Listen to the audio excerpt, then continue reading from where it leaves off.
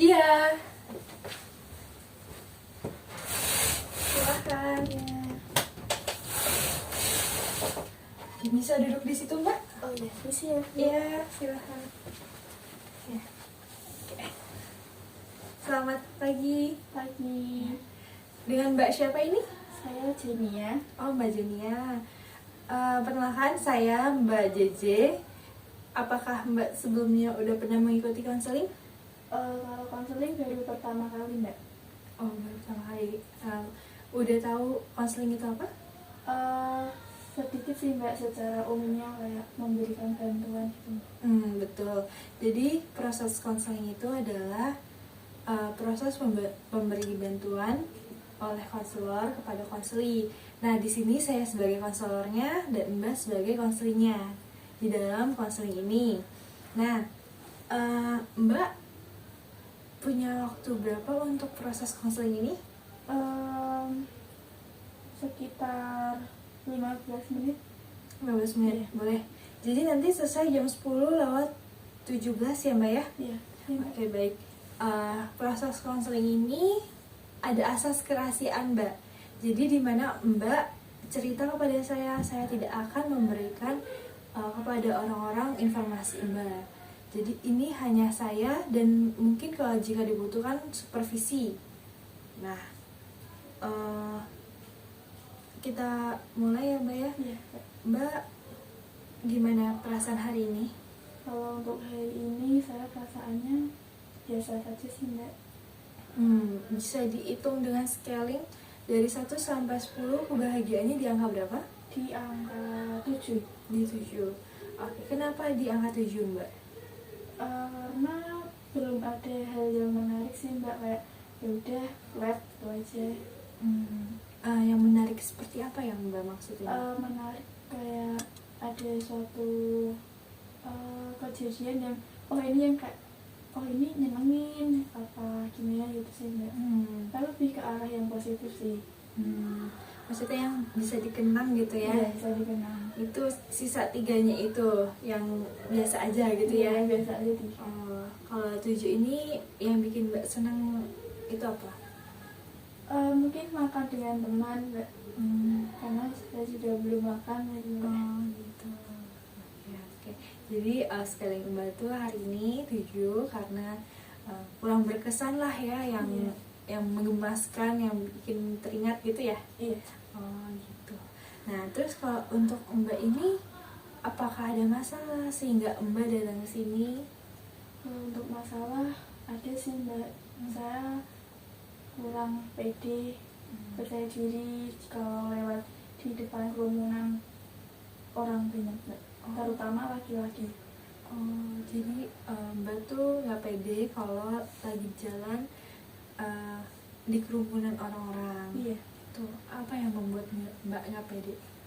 Yang membuat saya nggak pede tuh kadang kan orang-orang ngeliatin. Nah, dari itu tuh apa ada yang salah dari saya, yang entah itu pakaiannya, entah cara jalan atau kerudung saya gitu sih, Mbak. Tapi menurut Mbak itu kan perasaan Mbak ya? Iya. Tapi apakah dengan Mbak berjalan itu orang-orang bakal menilai Mbak hal seperti itu? Mungkin ada yang menilai, ada yang enggak sih, Mbak. Itu menurut perasaan Mbak ya? Iya. Terus kalau untuk misalkan nih Mbak lagi jalan tapi Mbak itu udah percaya diri nih, nah itu gimana, Mbak? Mungkin dari saya kan saya udah jalan udah nyiapin mental percaya diri ya, Mbak, ya. Terus yaudah saya cuat tapi masih kayak terbayang-bayang ada perasaan saya tuh diliatin gitu sih, Mbak. Walaupun Mbak sudah mempunyai kepercayaan diri, udah ini tapi merasa tetap merasa ada yang ngeliatin aja gitu ya. Iya.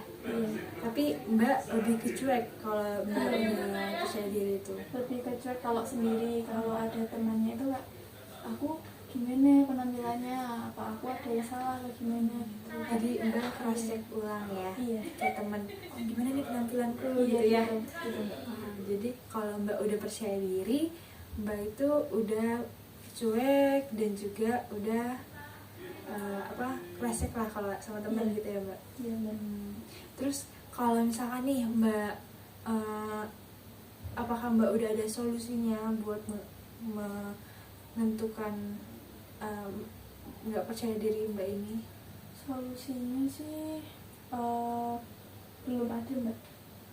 Jadi dari Mbak sendiri belum menemukan? Kalau kayak cuek itu solusinya nggak sih Mbak maksudnya? Sebenarnya sih bisa ya Mbak, salah satunya yang tadi Mbak sebutkan. Tapi mungkin biar nggak cuek doang, biar juga Mbak emang udah bisa percaya diri full gitu ya, itu Mbak belum menemukan caranya? Belum, karena jujur ya Mbak, saya masih ada sedikit rasa insecure sih Mbak. Rasa insecure. Jadi masalah intinya ini di sini ada insecure ya Mbak ya? Iya. Bukan rasa percaya diri Mbak. Iya. Nah kalau rasa insecure ini Mbak alamin dari kapan? Semenjak COVID itu Mbak. Kan dulu saya kan jerawatan, ya intinya belum bisa merawat diri sih Mbak gitu. Terus itu berlangsungnya setelah pandemi apa sebelum pandemi? Sebelum sampai diperlakukan pembelajaran hybrid tuh. Itu Mbak masih merasa insecure? Iya, tapi untuk insecure sekarang itu udah nggak saya peduli lagi sih Mbak. Jadi Kak, ya mungkin itu faktor yang kali. Nah itu Mbak kan dulu sangat-sangat insecure bukan? Iya. Nah sekarang gimana caranya menghilangkan rasa dulunya insecure banget sampai sekarang? Mungkin dengan mengubah mindset sih Mbak. Kalau saya Kak, semua perempuan itu cantik kok, kenapa harus ada insecure gitu. Jadi dulu tuh emang Mbak kan perasaan Mbak itu untuk aduh aku insecure, Iya. aku takut gitu ya. Iya. Tapi sekarang kan udah nggak seperti itu karena Udah. perubahan mindset Mbak. Iya, perubahan. Artinya Mbak di sini juga udah bisa menyimpulkan apa yang membuat Mbak itu nggak percaya diri. Nah itu apa Mbak? Rasa insecure nggak Mbak? Nah rasa insecure itu inti masalah Mbak. Iya. Tapi kalau untuk solusinya tadi Mbak juga sudah menyebutkan, itu apa Mbak? Mengubah mindset. Nah di sini kita juga udah melihat Mbak itu ada perubahan dari dulunya insecure banget sampai sekarang. Itu karena mindset Mbak diubah. Nah mindset Mbak yang diubah itu dulu seperti apa? Kalau dulu tuh saya berpikir kok aku nggak bisa kayak orang lain sih yang gini-gini. Terus kayak ada satu TikTokan, saya juga suka lihat TikTok yang gitu, semua orang tuh cantik gini tampil apa adanya ya. Saya terakhir pakai aku harus bisa menerima keadaan diri saya gitu sih Mbak. Jadi Mbak juga cari-cari informasi Iya. ya, dan pas lagi dapetnya pas di aku iya, gitu ya. iya. Makanya Mbak bisa merubah mindset Mbak. Nah Mbak itu bisa menerapkan juga di ketidakpercayaan diri Mbak ketika melewati kerumunan orang. Itu salah satunya Mbak. Nah kalau misalnya nih kita lagi Mbak lewat nih ya, itu gimana Mbak setelah Mbak merubah mindset Mbak?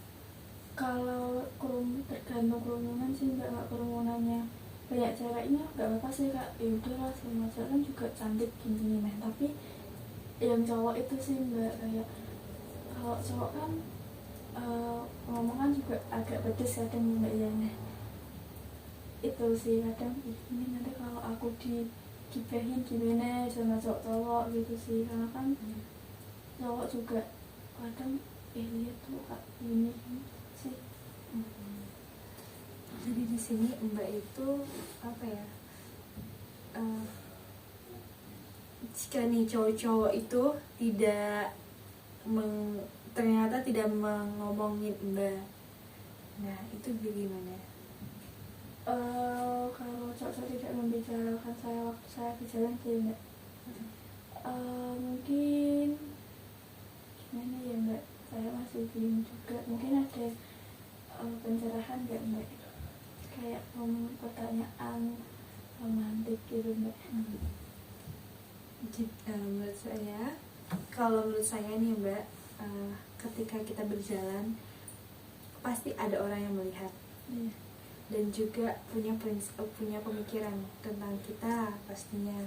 Tapi tergantung kitanya yang mau memikirkan orang itu, atau ya udah percaya diri sama kita yang punya badan, kita yang punya apa ya, yang kita terserah kita gitu loh Mbak. Nah kalau kita lagi berjalan di tempat keramaian, pasti ada salah satu atau mereka yang ngeliatin saya gitu ya. Tapi karena saya prinsipnya ya udah, saya tuh ini kan jalanan umum, bukan yang punya mereka, dan ini juga saya punya hak untuk jalan di sini. Emang apa salahnya saya? Kenapa saya harus memikirkan orang itu? Padahal mereka nggak ngasih apapun ke saya, nggak menguntungkan bagi saya. Jadi it's okay aja itu kalau saya. Tapi kalau Mbak kan itu kan pemikiran dan prinsip saya gitu ya Mbak. Nah kalau Mbak itu karena takut aja diomongin ya? Iya, karena tahu diomongin sih Mbak. Sebenarnya saya tahu itu kan juga kayak kalau maupun diomongin tuh kayak ya udahlah, angin lalu sekilas itu. Tapi kan kayak saya merasa kayak lebih nanti gimana kalau itu.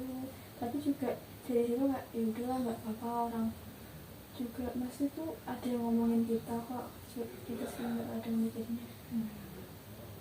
Tapi sejauh ini Mbak apakah udah ada perubahan pikiran untuk menjadi percaya diri? Kalau untuk itu ada sih. Apa? Mungkin yang masalah lewat di kerumunan itu ya Mbak ya.